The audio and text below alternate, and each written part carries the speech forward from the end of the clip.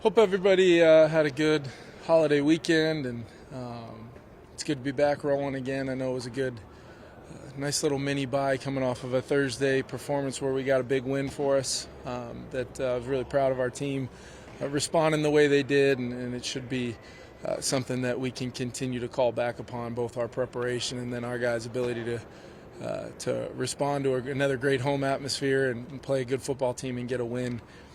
Coming off of our previous performance. So great to be back working. We'll get some work in today, kind of a bonus type of Monday practice, and then we'll roll with our preparation throughout the rest of the week.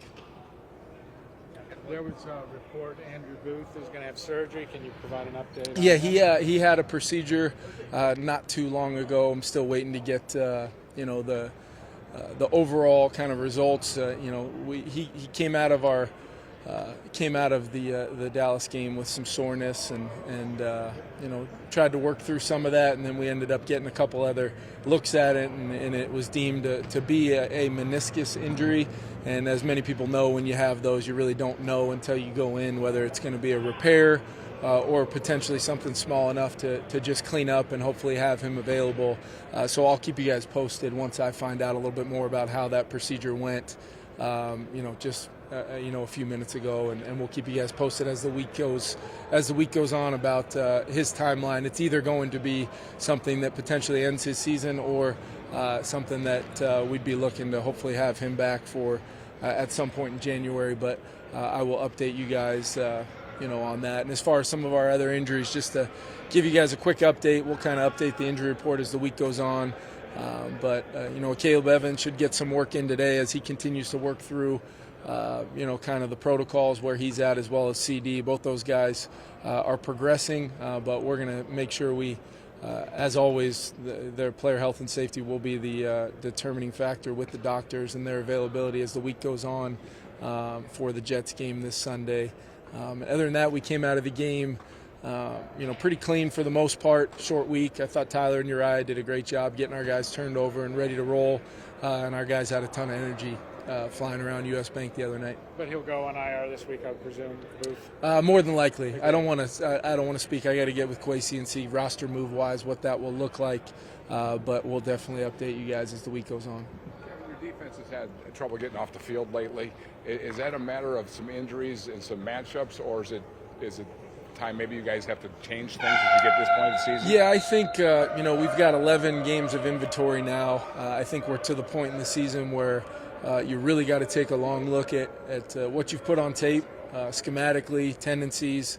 How can we maybe tweak and adjust our schemes to try to take advantage of some of the things we've put on tape and maybe things people are game planning against us, while still staying true to kind of who we want to be at our core and really highlighting and trying to put some of our playmakers in positions to have critical impacts on the games and those critical downs. I thought our defense's ability to force an 0 for 3s, in the red zone the other night was really important, as well as, they were able to get off the field on some third downs, I thought, in the second half that were critical for us as an offense to be able to respond and go get the lead back, in kind of a back and forth type game like it was. So we've just got to continue to improve, take a look at all the little things that we can do as a coaching staff to put our guys in the best possible situations and give our guys clear plans so they can go out and play fast, in those critical downs. Kevin, talk about the NFC North scenarios that exist for you guys and messaging with players and coaches, and do you want them to know that and to be thinking about it? Do you don't want them to? Yeah, I just, I told our team today, I think it's really important. I was really proud of the way they attacked the preparation last week, understanding that we were going to get an opportunity 4 days later from a tough day to go out and just have another opportunity to compete against a really good football team and try to win that game, on Thanksgiving. We were able to do that, and I think that's a good message for our team moving forward. Can we fight the urge to look big picture and the scenarios and all those things? If we control what we can control, which is preparing like crazy for another really good football team with, who's obviously right in the mix of things in the playoff picture of the AFC, and you turn on the tape and you can see why. Really good football team. Coach Sal is doing a great job with them. I think it's important that we focus on that, the little things, the details of which we can control, And I think one of the main goals of this year for our team was winning our division. And I do believe that our team can focus on the present and the little things, and also understand if we continue to do the things that we're capable of doing and the things we can control, Kevin, I think those things will take care of itself. Kevin, with Jefferson and his contested catches he's been making, is that a skill you think he's even improved somehow? And also, do you ever find yourself holding your breath from time to time, after he takes Yeah, hit on some of those? I think for me, watching him and Kirk finding him in some of those big moments for some huge plays, even last Thursday, I just think it just shows his ability his growth throughout the season, of understanding how he's being defended. I mean, a couple of those plays that he's making, he's legitimately splitting double teams or beating double teams.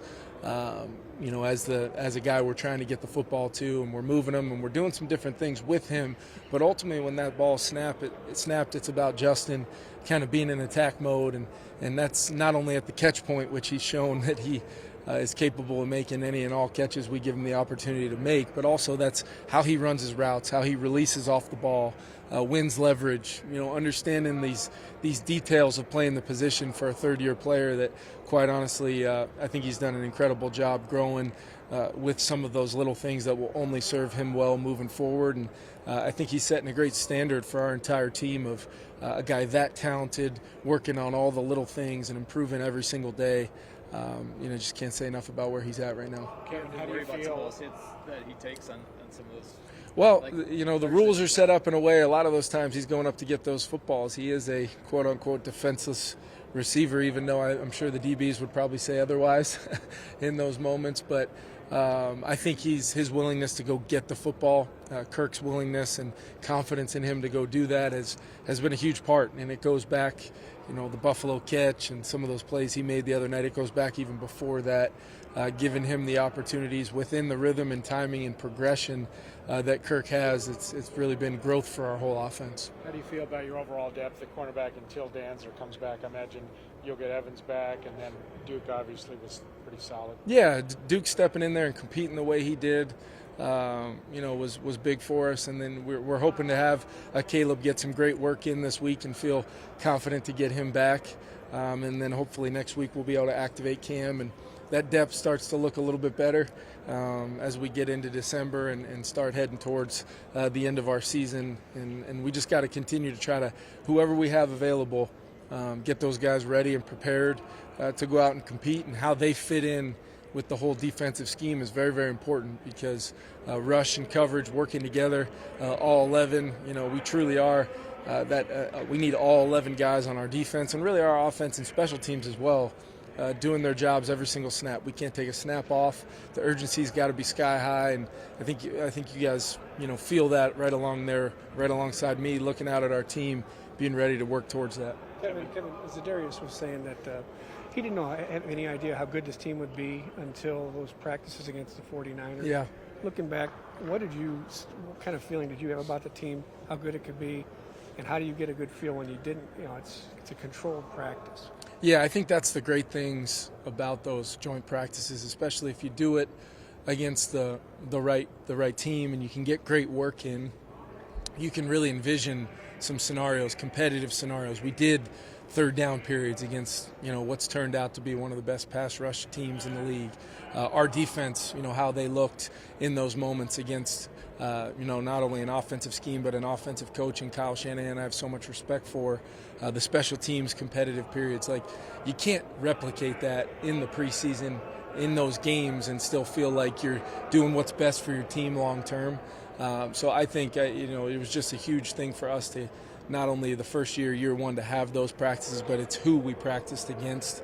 That I think you bring up a great point of, the light went on for a lot of our guys in those competitive situations of what was to come as we attack some of those situations throughout the year. You talked earlier in the year about Patrick Peterson kind of getting used to a new defense and, Yep. and even applying some of his skills in the press coverage type things that he'd done in the past.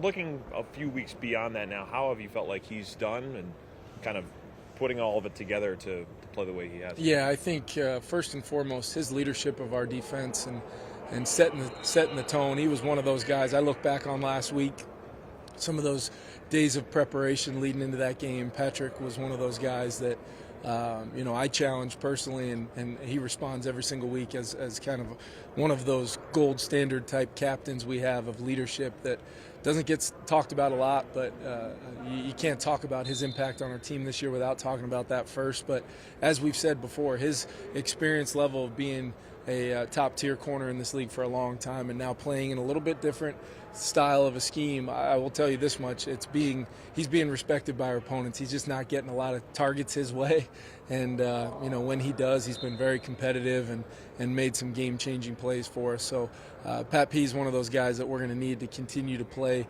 at the level he has all season and really be a focal point on defense as we continue to kind of navigate the end of this season.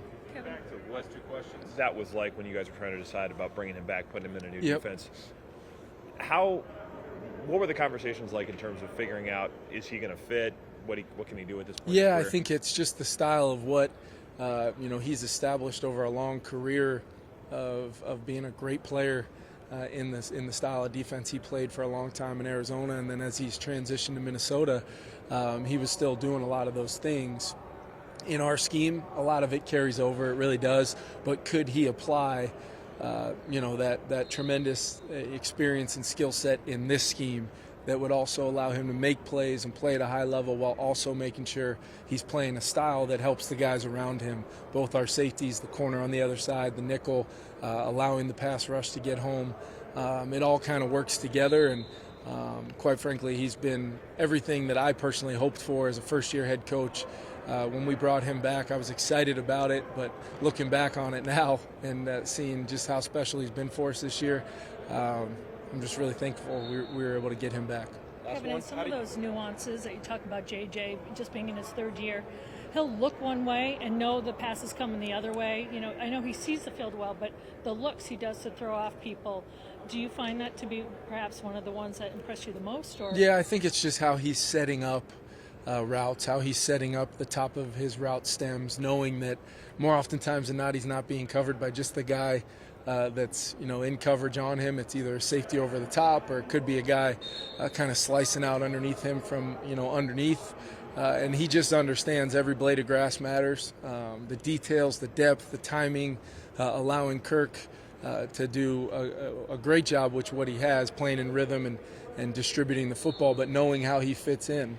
I mean, look, he's going to consistently be a focal point for us every single week because he's a huge part of our offense. But he also has really grown in his fit in our offense, and how, like Adam Thielen's touchdown the other day, there was a lot of details that went into that where we had a good feeling that it would either be Justin's ball or more than likely Justin would be doing something to help Adam come alive and potentially make a huge play in that moment.